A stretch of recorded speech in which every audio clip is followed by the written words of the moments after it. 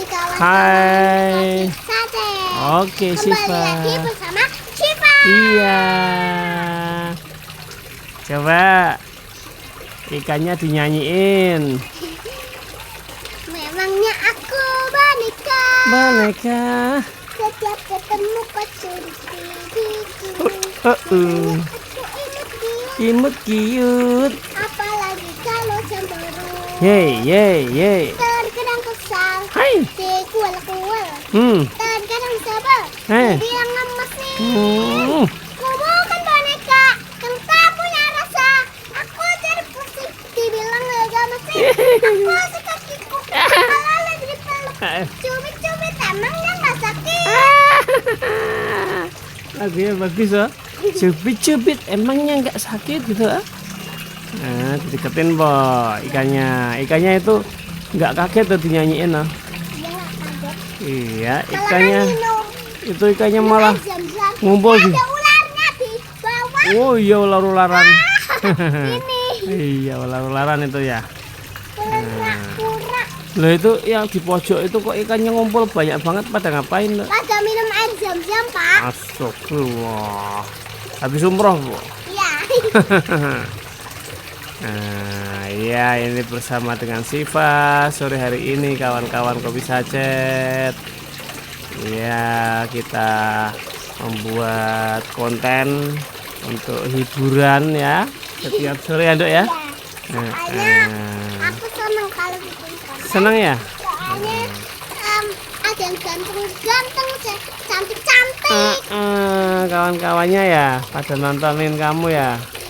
Dengerin suaramu, nek nontonin kamu berarti kamunya masuk ke kolam. Geli-geli itu namanya terapi ikan. Terapi ikan. Nah, ini ikan apa sih dok? Putih-putih itu ikan apa?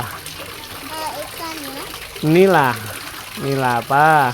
gila California. Oh iya, California bukan kali Kali Ciliwung.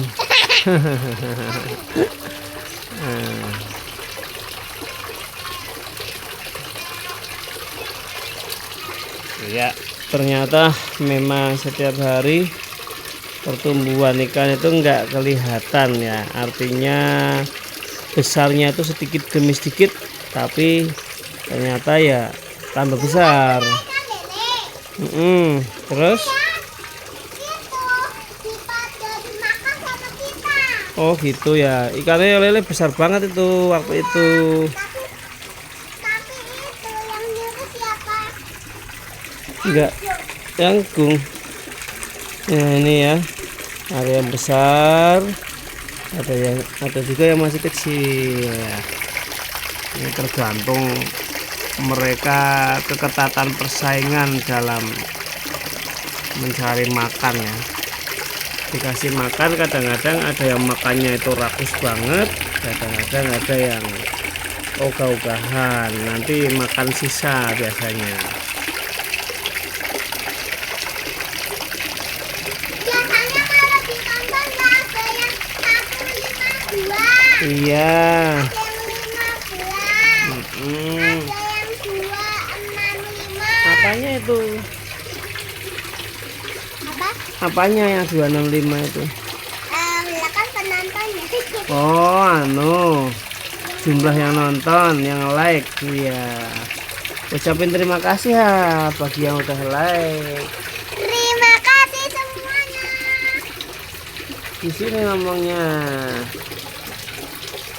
Kalau nggak diterima tambah nggak cantik loh, sama nggak ganteng loh. Harus like ya. Ya. Oke, makasih sih Pak. Ya, sedikit cerita untuk sore hari ini. Saya tadi bertemu dengan teman-teman, kemudian ngobrol. Ya, ada salah satu teman yang bercerita tentang kesuksesan dalam berdoa. Ya. Jadi dengan sangat pede teman saya mengatakan bahwa saya sudah berdoa dengan sangat luar biasa sehingga akhirnya hajatnya bisa dikabulkan ya. Kemudian terjadi sedikit perdebatan di situ ketika saya mengatakan apa emangnya Tuhan bisa didikte sehingga setiap permintaan pasti terkabul sesuai dengan harapan. Nah, disitulah akhirnya ramai perdebatan. Gara-garanya sepele ya. Saya bilang bahwa Allah itu sekehendaknya sendiri, tidak bisa didikte dengan permohonanmu. Ya, jadi yang diberikan Allah itu ya memang yang terbaik. Nah, itu akhirnya timbul perdebatan yang saya kira itu debat yang sehat karena semuanya dengan akal sehat, tidak ada yang dengan emosi. Ya, hanya saja karena terkadang kita menyampaikan sesuatu itu dengan tegas ya, sehingga ada salah satu teman lagi ngomong kalau saya tidak boleh marah. Nah, itu tertipu dia, jadi dikiranya saya itu marah padahal enggak, karena memang pengalaman ya, pengalaman yang sudah sering terjadi. Alhamdulillah semua yang diberikan Allah itu sudah sesuai dengan takarannya, dengan kemampuan orang yang diberikan karunia-Nya atau anugerahnya itu. Ada yang namanya siapa aja. Kadang-kadang orang mengira bahwa doaku itu makbul, doaku itu karena disertai dengan perasaan yang sangat mendalam ya, permohonan yang sangat-sangat mendalam sehingga doaku dikabulkan. Itu saya masih kurang sependapat karena mungkin pengalaman hidup saya jauh lebih berat, pengalaman hidup saya jauh lebih ya, bebannya itu terlalu berat, tidak mungkin jika diterima oleh orang lain itu pasti kuat ya. Jadi hal yang luar biasa itu pernah terjadi pada saya ya. 2 kali operasi kepala saya dibengkak, diambil tumor otaknya ya. Alhamdulillah masih hidup.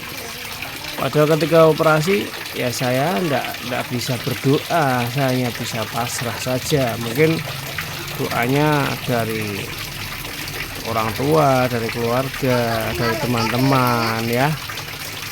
Nah, pertanyaan berikutnya begini, apakah orang yang mengalami sakit kemudian sembuh itu sudah pasti karena hasil dari doa? Nah, ini menurut saya itu perspektif pendapat yang berbeda-beda ya, karena kenyataannya ada juga yang sakit di rumah sakit kemudian didoakan, dibacakan Al-Quran bareng-bareng, tapi ternyata memang sudah ajalnya ya, akhirnya diambil juga oleh Allah. Ada juga yang tidak sakit sama sekali, hanya tidur, tiba-tiba sudah tidak ada, sudah tidak bangun lagi. Ada yang dioperasi seperti saya, kemudian belum sadar sampai berhari-hari hingga sampai berminggu-minggu, sampai ada yang sampai 2 bulan, akhirnya juga tidak bangun lagi. Jadi banyak sekali ya kejadian-kejadian semacam itu. Jika konteksnya kita rubah, bukan konteks orang sakit, sekarang misalkan orang yang ingin kuliah, orang yang ingin mengambil kedokteran, kemudian sama, dia sudah berusaha, sudah belajar sekuat mungkin, sudah minta-minta nilai sama guru-gurunya ya, nilai itu sampai minta-minta ya, itu dikatakan ikhtiar yang optimal. Kemudian minta lagi kepada Allah, berdoa kepada Allah, ternyata belum dikabulkan, tapi dikabulkan di kedokteran di tempat yang lain. Nah, itu maksud saya. Maksud saya mengatakan bahwa Allah itu ya sakarepe. Sakarepe itu kan berarti kan sesuai kehendaknya. Bukan atas dasar doamu, bukan atas dasar dikte yang kamu lakukan kepada Allah. Allah tidak bisa didikte ya. Allah tetap pada keputusannya. Tapi kita hanya diwenangkan untuk berdoa. Malah diperintah ya, ud'uni astajib lakum. Mintalah kepadaku maka niscaya aku akan kabulkan, akan diijabah doa tersebut. Tapi ada tapinya, tafsirnya itu tapi sesuai dengan kehendakku, bukan sesuai dengan kehendakmu yang berdoa ya. Jadi ini perenungan sambil kita berkontemplasi ya, sambil bertafakur melihat ikan-ikan ini yang mereka tidak pernah berdoa pun ternyata diberikan kesehatan ya, mereka diberikan kehidupan. Kalau kita lihat ikan ini, mereka tidak tahu sistem anatomi yang ada dalam tubuhnya. Yang penting kalau makan, ada makanan ya dimakan, kalau enggak ya sudah bertahan hidup ya. Kalau memang yang saatnya mati atau saatnya diambil untuk digoreng ya sudah, terima saja ya. Jadi kita harus berkontemplasi, bertafakur diri. Jangan sampai kita terjebak pada ikhtiar kita, usaha kita, doa kita yang kemudian kita sombong atau lebih tepatnya ujub. Ujub itu adanya di dalam hati ya. Ujub itu kan bangga diri, membanggakan diri. Kalau sombong biasanya kan di depan orang ya, berkoar-koar, berbicara agak biasanya ya agak ekstrim atau lebay ya. Itu karena diberi keberhasilan sesuai dengan harapan. Coba kalau tidak sesuai harapan. Iya. Ada lagi yang sudah pernah diterima di kedokteran, tiba-tiba karena dia itu mencoba di kedinasan, akhirnya anak ini keterima di kedinasan di PKN STAN ya, Sekolah Tinggi Akuntansi Negara. Kedokterannya malah ditinggal. Nah ini kan unik lagi ya, kasusnya unik lagi. Ada lagi yang tidak pernah ingin menjadi guru, tiba-tiba dia harus menjadi guru karena apa? Karena dia menulis atau mengisi pilihan studi, program studi itu pada pilihan terakhirnya itu asal-asalan, ambil guru aja lah. Nah, ternyata setelah diambil justru yang diterima pilihan yang terakhir itu, yang dianggap dia tidak mungkin diterima di situ. Jadi perlu kita merenungi semua itu ya. Kadang-kadang yang kita inginkan, yang kita harapkan betul, belum tentu cocok untuk kita. Tapi yang disepelekan, diremehkan, tidak pernah dipikirkan, kadang itu malah yang cocok bagi kita ya. Nah inilah fungsinya tafakur ya. Tawakal itu berserah diri kepada Allah. Dan ternyata ada dalam kitab Al-Hikam itu lebih tinggi lagi, istilahnya tafwid. Tafwid itu ya sudah berserah diri total, sudah tidak mikir apa-apa. Tapi setelah melakukan semua tadi ikhtiar yang bisa dilakukan. Nah itu ya sedikit renungan sore hari ini ya, bahwa kita itu sebetulnya hidup itu diatur, bukan mengatur. Jadi jangan lupa sang pengatur, yang maha mengatur itu hanya Allah. Kita itu berdoa itu tidak boleh mengatur, tidak boleh merasa kemudian karena doa kita dikabul, wah kita sudah berhasil mengatur, mendikte Allah, itu keliru. Artinya ya sederhananya begini, bersyukur, alhamdulillah, itu adalah doa yang paling afdol.